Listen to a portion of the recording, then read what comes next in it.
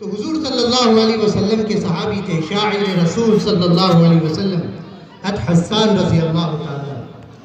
وہ جواب دیا کرتے تھے اور کیا محبت سے لبریز اور بھرے ہوئے انداز میں جواب دیتے تھے.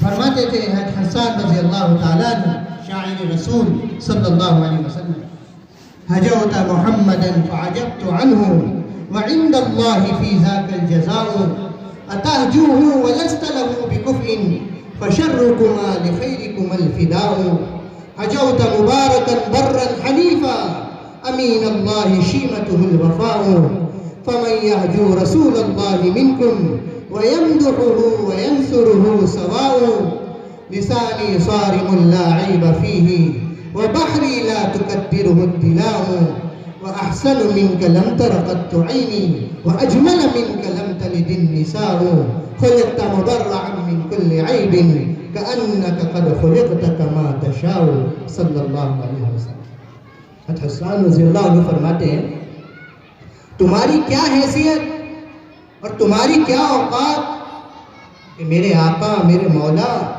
محمد الرسول اللہ صلی اللہ علیہ وسلم کے بارے میں تم کچھ کہو. جب جب تم میرے آقا کے بارے میں کچھ کہو گے میں میرے آقا کی شان اس رخ پر بیان کروں گا کہ تمہارے الفاظ پھیکے پڑ جائیں گے. اور اللہ تعالیٰ آقا کی شان اور آقا کی رفعت و بلندی بیان کرنے پر مجھے صبر مجھے ثواب اور بدلہ عطا فرمائے. کہاں سوچو تو صحیح تم ایسی ذات کے بارے میں اپنی زبان کو کھول رہے ہو جس کو امین جس کو باوفا اللہ نے بنا کر بھیجا اور تمہاری کیا حیثیت اور کیا اوقات. ارے میرے آقا کی تم تعریف کرو میرے آقا کی تم برائی کرو. میرے آقا کی وہ ذات ہے کہ کسی کی تعریف اور کسی کی برائی سے میرے آقا کی ذات میں کوئی فرق نہیں پڑتا اور کوئی کمی نہیں آتی. اور فرمایا دیکھو میں ہوں حسان حضور کا چاہنے والا عاشق رسول حضور کی محبت سے بھرا ہوا حضور کے اشارے پر اور حضور کے نام پر اپنی جان کو دینے والا. میری وہ زبان ہے اور حضور کی شان میں اور حضور کی عظمت میں میری زبان کی وہ تیزی ہے کہ یہ تو ممکن ہے کہ پانی سمندروں سے تالاب سے ڈول کے ذریعے سے ختم ہو جائے لیکن حضور کی شان میں میرے پاس وہ الفاظ ہے کہ میرے الفاظ ختم نہیں ہو سکتے. اور فرمایا خلاصہ یہ ہے کہ میری نگاہ نے اور دنیا کی کسی نگاہ نے آپ سے زیادہ حسین اور جمیل دیکھا ہی نہیں اور دنیا کی کسی ماں نے آپ جیسا جنا ہی نہیں ہے صلی اللہ علیہ وسلم. یہ آقا کی زندگی کو اپناتے ہوئے ساری امت کے سامنے پیش کر دیا کہ یہ ہے دیکھو ہمارے حبیب صلی اللہ علیہ وسلم اور یہ ہے ان کی زندگی. ہم سب مسلمان اس کو کتنا اپنا رہے ہیں. کسی نے عجیب بات کہی میرے آقا کا فیض ہے یہ جہاں اس کے ہم سچے امتی بن جائیں. آپ کہہ دیں آمین کہ میرے آقا کا فیض ہے یہ جہاں اس کے ہم سچے امتی بن جائیں. دیوبندی بریلوی سے قبل کاش کاش کاش ہم سب محمدی بن جائیں صلی اللہ علیہ وسلم. جس کو مولانا یوسف صاحب رحمۃ اللہ علیہ فرمایا کرتے تھے کہ کفار مکہ نے حضور کو مکہ سے نکالا مگر ہم مسلمانوں نے حضور کی پاکیزہ زندگی کو اپنے گھروں سے نکالا. حضور ایک پاکیزہ زندگی لے کر گئے. اہل باطل نے ایسی محنت کی کہ ایک ایک مرد کے اندر ایک ایک عورت کے اندر ایک ایک گھرانے کے اندر اپنے معاشرے کو زندہ کر دیا. معاشرت کہتے ہیں رہن سہن کو یا کہہ لیجیے کلچر کو. ویسٹ افریقہ کا پسماندہ ملک ہے لائبیریا. 2020 یا 21 میں ہم لوگ وہاں پر گئے. کثیر تعداد مسلمانوں کی مگر غربت میں زندگی گزر رہی ہے. لائٹ نہیں بجلی نہیں کھانے کے لیے غذائیں نہیں پہننے کے لیے لباس نہیں. رات میں کسی وجہ سے مجبوری میں ہمارا نکلنا ہوا. سڑکیں سناٹا ہو چکی تھی سنسان ہو چکی تھی. 2 طرح کی محفل آباد تھی. ایک شراب کی اور ایک گانے بجانے.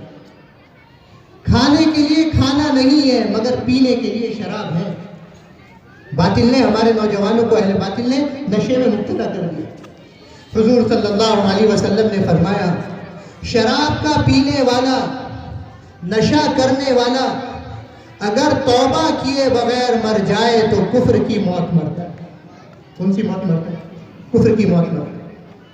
ایک انگریز مورخ نے لکھا ہے کہ مسلمان نسل کو برباد کرنے کے لیے ہم نے کچھ چیزوں کو اختیار کیا ہے، اس میں ایک نشہ اور شراب ہے۔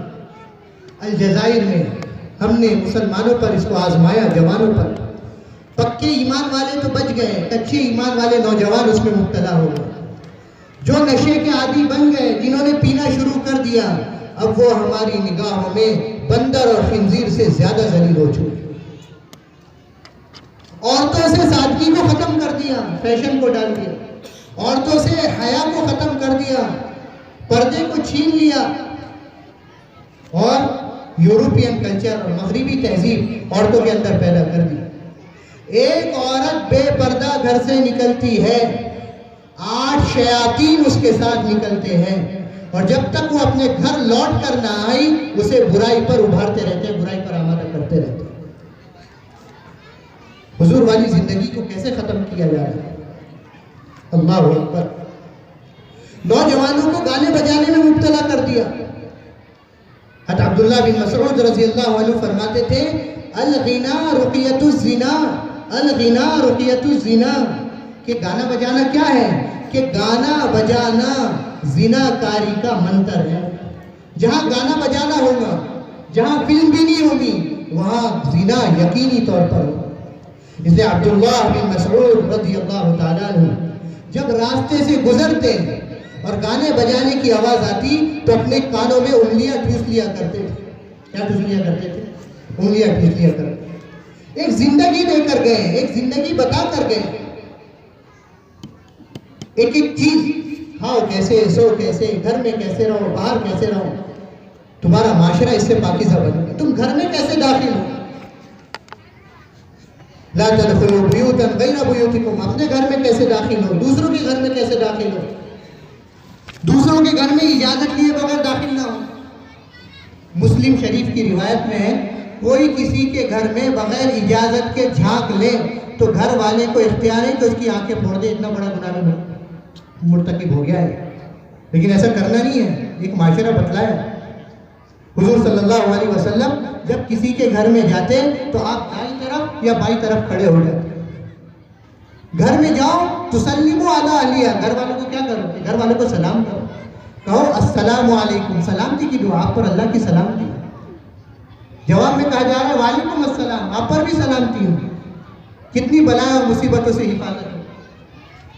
گھر میں کوئی نہیں ہے، اندر تک مت جاؤ، بیت الخلا بھی چلے جا رہے ہیں، غسل خانے میں بھی چلے جا رہے ہیں، باورچی خانے میں بھی چلے جا رہے ہیں، واپس آ جاؤ۔ گھر والا ملنا نہیں چاہ رہا ہے تو زبردستی اس سے ملاقات مت کرو اگر وہ کسی کام میں مصروف ہے۔ اور گھر والوں کو یہ بتلایا، میزبان کو یہ بتلایا تمہارے ہاں کوئی مہمان آئے تو اس کا اکرام کرو۔ حضرت عمر رضی اللہ عنہ فرماتے تھے کوئی کسی کے ہاں مہمان بن کر جائے اور وہ اس کا اکرام نہ کرے تو ایسا ہے گویا کہ وہ قبرستان جا کر واپس آئے۔ قبرستان سے انسان خالی آتا ہے۔ ایک معاشرت بتلائی کہ دیکھو یہ ہے رہن سہن، اس طرح سے تمہیں زندگی گزارنا ہے، تمہاری زندگی کس رخ پر جاری ہے۔ ہم لوگ ایک دینی سفر میں تھے تو ایک ٹول پلازا جو آتا ہے وہاں پر ایک کمپنی کے ایک صاحب آئے اور کہا آپ گاڑی 2 منٹ کے لیے سائڈ میں کھڑا کر دیں، 1 روپیہ آپ کو نہیں لگے گا، بس 2 منٹ کا آپ کا وقت چاہیے، ہم آپ کی گاڑی کی صفائی کر دیں گے، ہمارے پاس یہ لیکوڈ ہے، یہ لیکوڈ ہے۔ اب بتاؤ انہوں نے کوئی خیر خواہی میں کہا، کوئی ہمدردی میں کہا؟ کمپنیاں اپنے پروڈے کام کر رہی ہیں، ایجنسیاں اپنے پروڈے کام کر رہی ہیں۔ میرے دوستو بزرگوں، ہم مسلمان حضور کی زندگی کتنا عام کر رہے ہیں۔ میں نے کہا نا عام کرنا تو بہت دور کی بات، ابھی ہمارے گھرانے میں حضور کی زندگی کتنی زندہ ہوئی۔ اس لیے مولانا یوسف صاحب رحمۃ اللہ علیہ فرمایا کرتے تھے جو قوم اپنی معاشرت پر مجتمع نہیں ہوتی، جو قوم اپنی معاشرت پر مجتمع نہیں ہوتی وہ قوم مردہ ہو جاتی۔ اور حضرت فرماتے تھے باطل کی پہلی محنت مسلمانوں کے معاشرے میں ارتداد پیدا کرنے کی ہے۔ باطل کی پہلی محنت کیا ہے؟ کہ مسلمانوں کا رہن سہن بدل دو، ان کا معاشرہ بدل دو، ان کا کلچر بدل دو، پھر ان کے اعضاء اور جوارح سے نکلنے والے اعمال میں ارتداد پیدا ہوتا ہے۔ عجیب بات، حضور صلی اللہ علیہ وسلم کا وصال ہو گیا۔ حضرت انس رضی اللہ تعالیٰ عنہ مدینہ منورہ چھوڑ کر ملک شام چلے گئے۔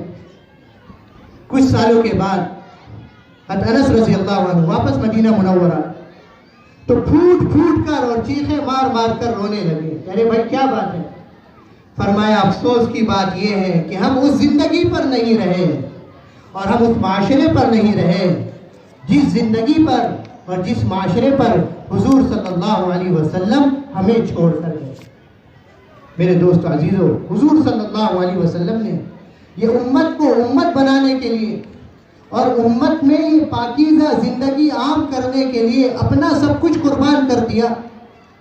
ایک عالم دین نے فرمایا کیسی عجیب بات ہے، یہود و نصارہ نے حضور کی امت کو توڑنے کے لیے اور حضور کی امت کو بکھیرنے کے لیے حضور اور صحابہ کا خون بہایا ہے، اور حضور نے امت کو امت بنانے کے لیے اپنا اور صحابہ کا خون بہایا ہے۔ آپ کے گھر پر فاقے آئے، چولہے بوجھے، صاحبزادی کی چھاتی کا دودھ خشک ہوا، روایتوں میں حضرت حسنین بھوک کے مارے بلبلاتے تھے اور آقا صلی اللہ علیہ وسلم انگلیاں چسا چسا کر انہیں سلاتے۔ امت کی بے چینی آپ کی بے چینی تھی۔ اللہ اکبر۔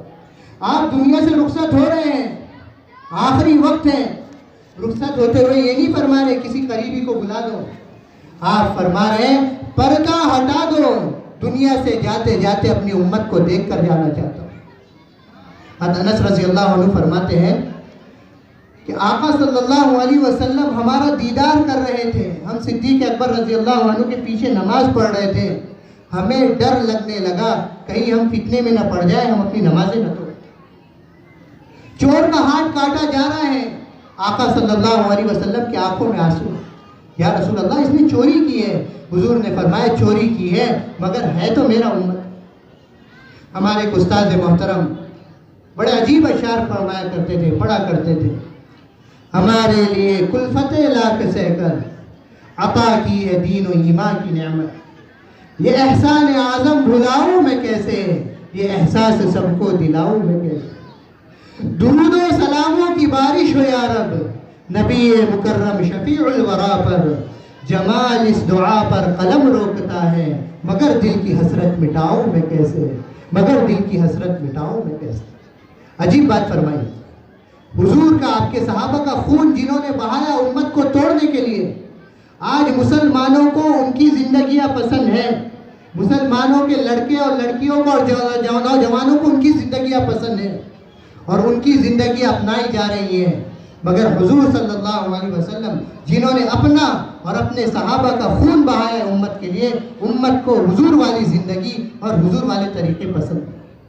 اس لیے دوستو بزرگوں، ہم سب کو یہ نیت کرنا ہے اس مبارک جلسے میں اور آنے والے مبارک مہینے کی تیاری میں ہم سب اپنا معاشرہ اور اپنی زندگی حضور والے معاشرے کو اور حضور والی زندگی کو اپناتے ہوئے اپنے پورے معاشرے میں زندہ کریں گے انشاءاللہ۔ اور ماہ مبارک میں اس کی ذرا سی جھلک بھی نظر آتی ہے، ہر مسلمان پابند، ہر مرد پابند، ہر عورت پابند، بچے بھی پابند۔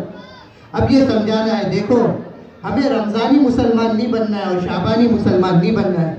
لا تکن رمضانیہ ولا تکن شعبانیہ ولکن کونوا ربانیہ۔ رمضانی مسلمان مت بنو، شعبانی مسلمان مت بنو، اللہ والے مسلمان بنو۔ اللہ والے مسلمان کیسا ہوتا ہے؟ ولا تموتن الا وانتم مسلمون، موت تک اللہ کی اطاعت اور فرما برداری کرو۔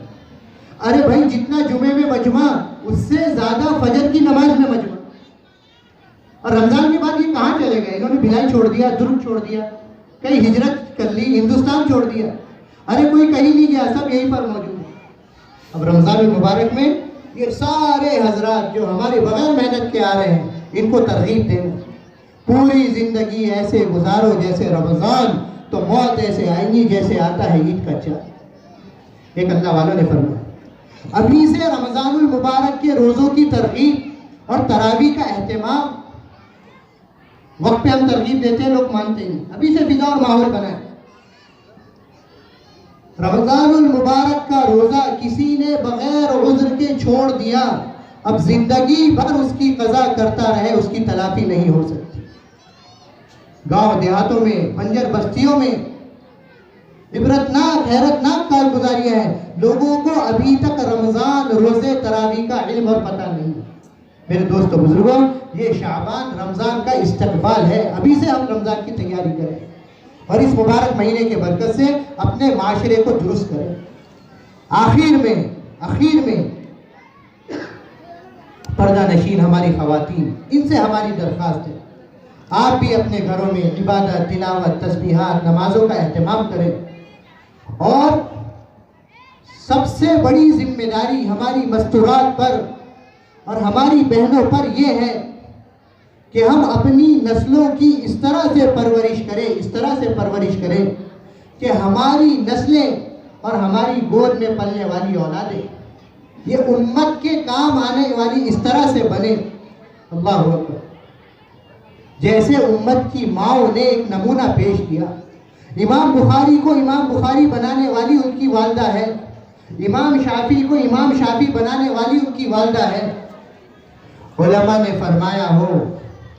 فرمایا ہے کہ والدین اپنے بچوں سے کسی کام پر خوش ہوتے ہیں نا تو ان کو ہدیے دیتے ہیں، گفٹ دیتے ہیں، تحفے دیتے ہیں۔ بہترین تحفے اور ہدایہ جو والدین اپنے بچوں کو دیں وہ یہ ہے کہ ان کو دین اور اخلاق سکھلائے۔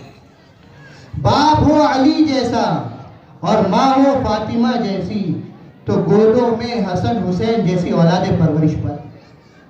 ہر سال بقرعید کے موقع پر ہمارے ماشاءاللہ ائمہ حضرات بھی جمعے میں قربانیاں بیان کرتے ہیں، حضرت ابراہیم علیہ السلام، حضرت اسماعیل علیہ السلام کا واقعہ، مگر یہ بات نہیں یاد پاتی کہ حضرت ابراہیم علیہ السلام نے تو حضرت حاجرہ کے پاس اسماعیل علیہ السلام کو چھوڑ کر چلے گئے تھے، وہ ساتھ میں نہیں تھے، مگر اللہ کے نام پر قربان ہونے کا وہ جذبہ کس نے پیدا کیا؟ وہ ماں کی تربیت تھی۔